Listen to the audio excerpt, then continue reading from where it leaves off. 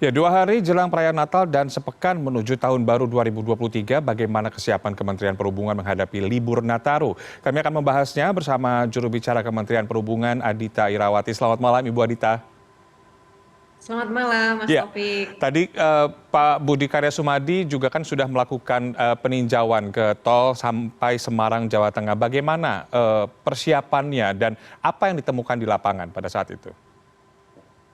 Ya, kalau masalah persiapan kami dari awal ya, sejak beberapa bahkan mungkin sebulan 2 bulan yang lalu itu sudah mempersiapkan diri dengan melakukan serangkaian koordinasi dengan stakeholders di transportasi ya, khususnya dengan kementerian dan lembaga terkait serta juga tentunya dengan operator. Hmm. Karena nih operator yang sebenarnya nantinya akan berinteraksi langsung dengan penumpang. Ya, salah satu yang dilakukan adalah inspeksi langsung di lapangan untuk memastikan ya semua sarana dan prasarana ini sudah siap untuk mengantisipasi lonjakan penumpang dan lonjakan pergerakan yang terjadi. Karena dari survei yang dilakukan oleh Kementerian Perhubungan, ini diperkirakan ada sekitar 44,1 juta masyarakat Indonesia yang akan melakukan perjalanan selama Natal dan Tahun Baru ya. Dan ini meningkat tentunya dibandingkan tahun lalu yang hanya sekitar 13% atau lebih kecil lah daripada angka tahun ini ya. Tapi ini masih belum sebesar tahun 2019 ya, saat Mhm. pandemik belum terjadi. Mhm. Jadi ini adalah hal yang harus kita antisipasi, pergerakan akan meningkat cukup tajam, dan terbesar adalah pengguna jalan, ya, menggunakan kendaraan roda 4 maupun roda 2. Jadi hal ini yang kami pastikan bisa diantisipasi, dan faktor keselamatan adalah faktor utama yang harus bisa kita jaga. Kira-kira Hmm. demikian. Nah, tadi kan Anda menyebutkan yang menjadi favorit pada libur moda transportasi yang digunakan adalah kendaraan roda 4 maupun roda 2 dan Ya. kebanyakan memang adalah pengguna kendaraan pribadi. Nah, ini apa saja yang harus diantisipasi oleh masyarakat yang ingin melakukan perjalanan, terutama melakukan perjalanan darat?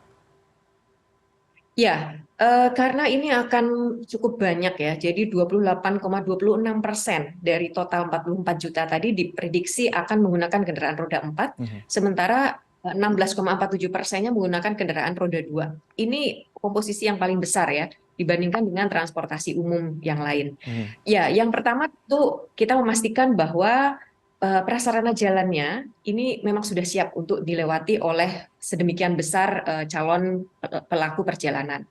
Tadi dipastikan juga oleh Pak Menteri Perhubungan tadi pagi bahwa jalan tol ini sudah siap untuk melayani, dan dari Kementerian PUPR juga sudah dipastikan beberapa ruas jalan tol baru ini sudah bisa dilewati. Hmm. Nah, yang tidak kalah penting sebenarnya adalah memastikan nih, Mas Taufik, bahwa volume kendaraan yang lewat itu bisa melalui jalan tol maupun non tol arteri ini dengan kapasitas yang tidak melebihi dari kapasitas maksimal dari kendaraan atau jalan tol. Mhm. Salah satu yang akan dilakukan adalah sejumlah rekayasa lalu lintas. Dan ini sudah dibahas juga bersama pihak Korlantas Polri, bagaimana rekayasa ini dilakukan berkaca pada pengalaman mudik yang lalu. Jadi ada seperti kontraflow, ada one way, dan sebagainya. Ini secara situasional sangat mungkin untuk dilakukan untuk memastikan bahwa kendaraan yang lewat ini tidak akan mengalami penumpukan. Mhm. Nah, ini hal-hal yang harus diperhatikan betul nih sama calon para masyarakat yang akan melakukan perjalanan di Nataru ini. Ya, jalur tol Jakarta kemudian Cikampek hingga Semarang ini kan menjadi salah satu favoritnya para pemudik ya, dan titik krusial terjadinya kepadatan, terutama juga tadi 2 tol baru Cisumdawu dan juga Jakarta Cikampek Iya. 2. Nah, apakah di titik-titik tersebut ada perlakuan khusus untuk rekayasa lalu lintas ataupun ada infrastruktur yang ditambahkan untuk mengurangi kepadatan? Ya, yang pertama memang ini akan menjadi salah satu target untuk dilakukan rekayasa lalu lintas. Mhm. Dan tadi kami juga sudah melihat langsung bersama pihak Korlantas Polri dan Jasa Marga untuk melihat mana titik-titik ruas jalan tol yang punya potensi terjadi peningkatan dan juga kepadatan. Sekali lagi kami melihat pola di mudik yang lalu ya, karena sebenarnya hampir sama, meskipun untuk Nataru ini pergerakannya tidak sebesar mudik, tetapi potensi kemacetan akan berada di titik yang sama. Hmm. Nah, sekali lagi rekayasa lalu lintas sudah disiapkan, tetapi sekali lagi nih Mas, kalau di mudik itu kita jadwalkan. Jadi ada jadwal kapan one way, kapan kontraflow. Untuk kali ini kita melihatnya secara situasional. Hmm. Jadi begitu identifikasi dari Jasa Marga dan kepolisian melihat bahwa potensi kepadatan ini sudah sangat tinggi, jauh dari titik-titik kemacetan itu sudah dilakukan beberapa rekayasa, sehingga terhindarkan tidak terjadi mendadak tiba-tiba yang ini membuat akhirnya masyarakat juga akan mengalami kemacetan luar biasa. Jadi ini sudah diidentifikasi sejak di beberapa titik atau gerbang tol untuk memastikan kita rekayasa sudah dilakukan. Nah, yang kedua sebenarnya berkaca juga dari mudik adalah kaitannya dengan rest area. Ya, jadi kemacetan itu kadang terjadi karena orang mengantri masuk ke rest area. Ya, ini kita sudah berlakukan juga ketentuan bahwa untuk di rest area penggunaannya dihimbau maksimal 30 menit. Ya, kalau tidak terlalu penting sekali untuk tidak masuk, kalaupun masuk juga tidak terlalu lama. Sekali lagi, ini adalah pengalaman di mudik. Kita harapkan masyarakat juga ikut bekerja sama ya untuk mengurai kemacetan ini dengan memanfaatkan rest area seefisien mungkin. Gitu. Ya, itu Tentu Kak. ya kita tambah juga ya infrastruktur yang lain ya, seperti ada beberapa tambahan kantong-kantong parkir, kemudian juga tambahan portable toilets dan sebagainya, itu juga sedang kita siapkan. Ya. Nah, bagaimana dengan faktor cuaca? BMKG kan sudah memprediksi sejak dini dan memberikan imbauan sejak dini kepada masyarakat bahwa di akhir tahun ini akan terjadi cuaca atau potensi hujan deras dan cuaca ekstrim. Dan bagaimana dengan titik-titik yang berpotensi terjadi banjir di tol, terutama di kilometer 136, kemudian kilometer 151, dan juga jalan nasional jembatan Sungai Cipunegara di Subang. Ini bagaimana? Apakah ada fasilitas khusus atau infrastruktur yang ditambahkan untuk mengurai kemacetan jika terjadi banjir? Ya, yang pertama tadi kami juga melakukan inspeksi ini bersama dengan Dirjen Bina Marga ya, yang memang secara khusus menangani jalan tol dan juga jalan-jalan yang nantinya tentu akan dilewati oleh para pelaku perjalanan. Ya, tentu yang utama adalah bagaimana memperbaiki infrastruktur tersebut agar potensi terjadinya banjir bisa kita kurangi. Itu yang paling utama yang harus dilakukan. Jadi tadi sudah beberapa langkah sudah dilakukan dan oleh Kementerian PUPR tentunya sebagai leading sektor ini akan terus dimonitor ya situasinya seperti apa. Nah, yang kedua ya tentu kita harus melakukan beberapa antisipasi.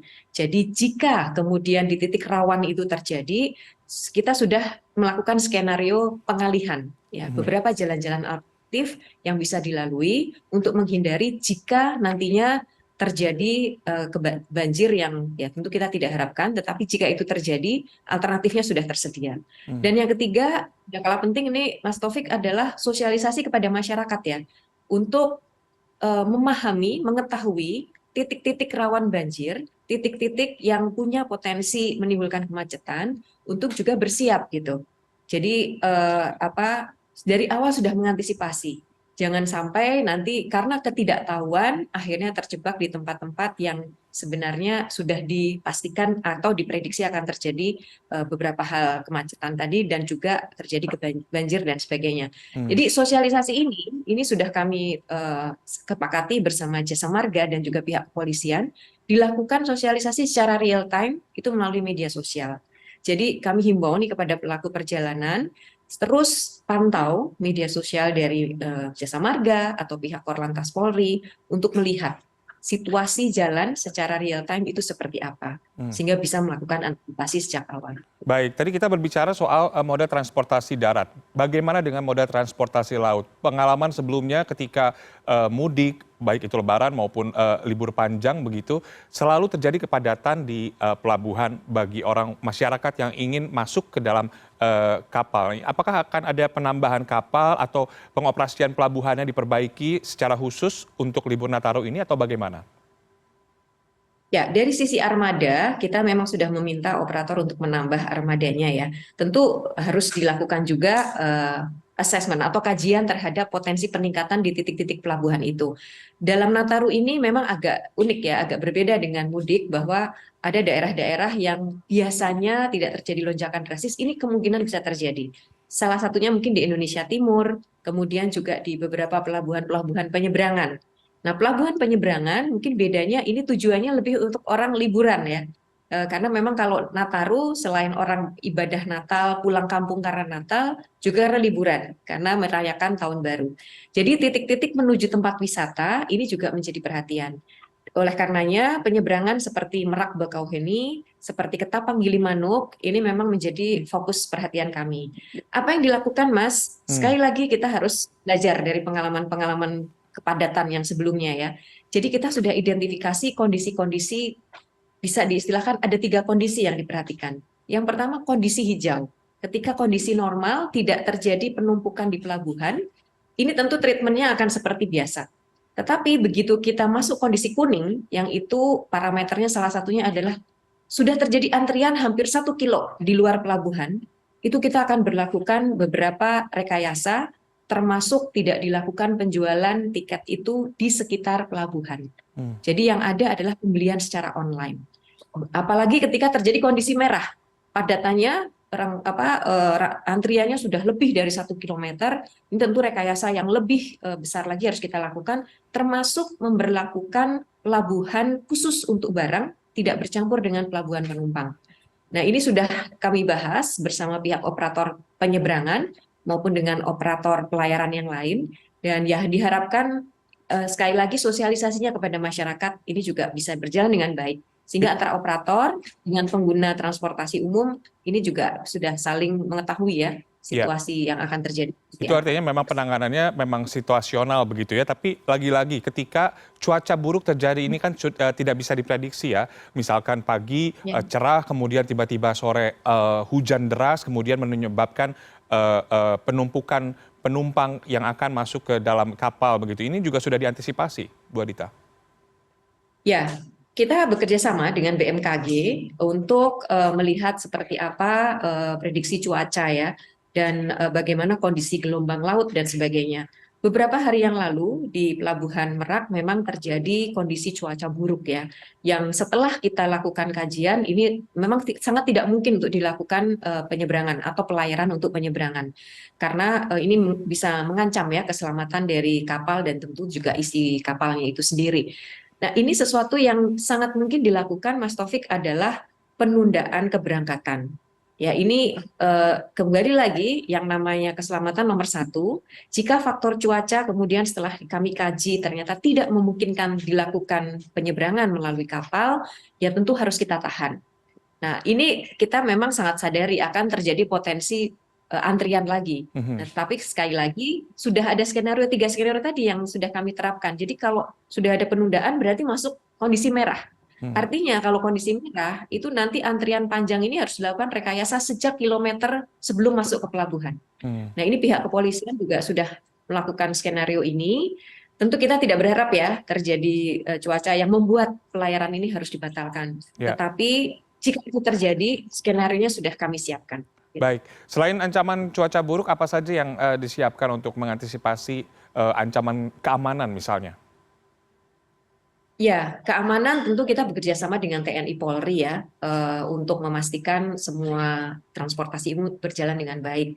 Kami juga punya yang namanya Balai Pengawasan Otoritas Bandara, Otoritas Pelabuhan, yang ini bekerja sama dengan TNI Polri untuk memastikan kondisi simpul transportasi itu aman dan tentunya faktor keselamatannya juga terjaga. Nah, ini tidak kalah penting sebenarnya, Mas, ini kan karena mungkin tahun baru di mana apa ya, yang namanya COVID-19 mungkin dirasa sudah mulai mereda, sehingga keinginan orang berjalan atau melakukan perjalanan ini sangat tinggi. Nah, tentu harus diimbangi dengan ketersediaan suplai dari armada, termasuk ketika kita bicara armada pesawat ya, kemudian armada kereta api maupun juga bis dan juga yang lain-lain, ini harus kita pastikan siap. Jadi supaya antara animo masyarakat yang tinggi dengan ketersediaan prasarana-sarananya itu bisa selaras. Ini kita pastikan dari awal. Dan juga salah satu tujuan kita melakukan inspeksi, rem cek dan sebagainya ini kan memastikan semua armada ini sudah layak operasi gitu.